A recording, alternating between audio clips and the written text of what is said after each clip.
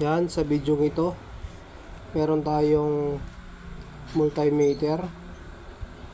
So ituturo ko sa inyo sa gustong malaman kung paano magpalit ng battery nito. Yan, bago yun, paki-subscribe yun na rin ng ating YouTube channel at paki-like nyo rin and share. Yan, meron tayo ditong multimeter tester. Yan, kung nakikita nyo, namamatay yung ano niya, power. Yan, tuturuan ko kayo kung paano magpalit ng battery ng multi-tester. Baka sakaling makatulong. Yan. Yan. Tanggalin lang natin yung kanyang cover. Tapos meron niyang ano dito. Meron niyang screw. Bolt screw. Phillips screw.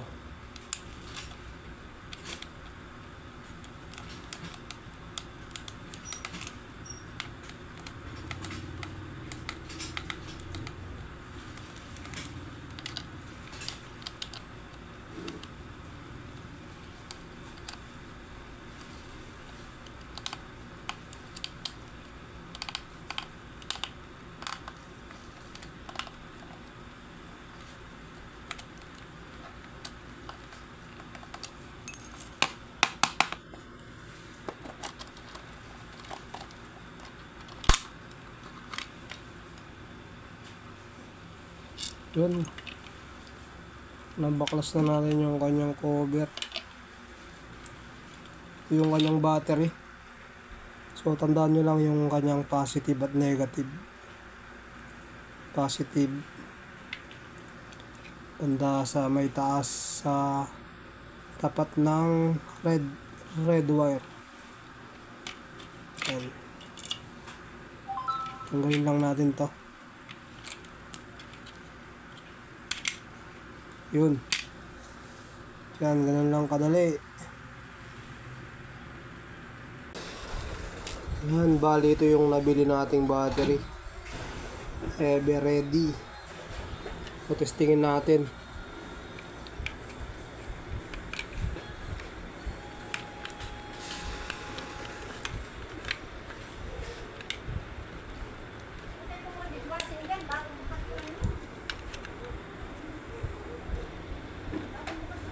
Check muna natin kung umaandar, siyempre.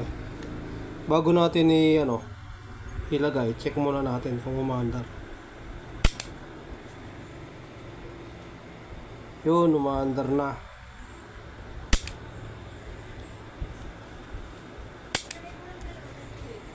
Hindi na rin siya nalolobat. So yun, okay na. Ibabalik na lang natin.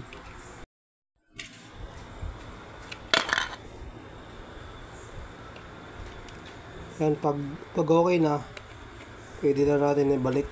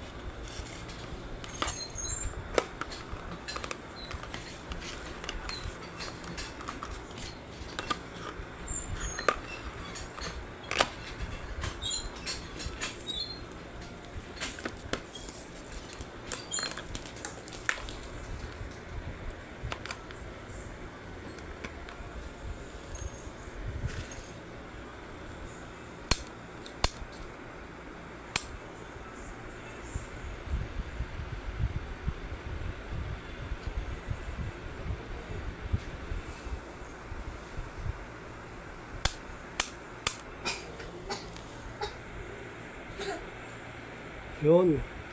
Salamat sa panonood. Sana nakatulong.